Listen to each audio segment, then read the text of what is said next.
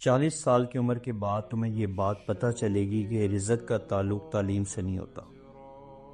ایک کم پڑھا لکھا ہوا انسان اور ایک زیادہ پڑھا لکھا ہوا انسان 40 سال کی عمر کے بعد برابر ہو جاتے ہیں۔ ایک ڈاکٹر جتنے پیسے کما رہا ہوتا ہے نا، اسے کئی زیادہ ایک دکاندار پیسے کما رہا ہوتا ہے۔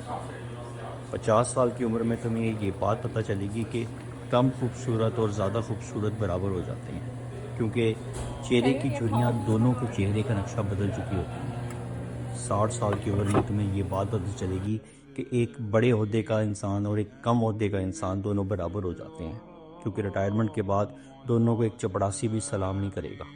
70 سال کی عمر کے بعد تمہیں یہ پتہ چلے گا کہ گھر بڑا ہو یا چھوٹا کوئی فرق نہیں پڑتا، کیونکہ گھٹنوں کا درد تمہیں ایک کمرے سے دوسرے کمرے میں بھی جانے نہیں دے گا۔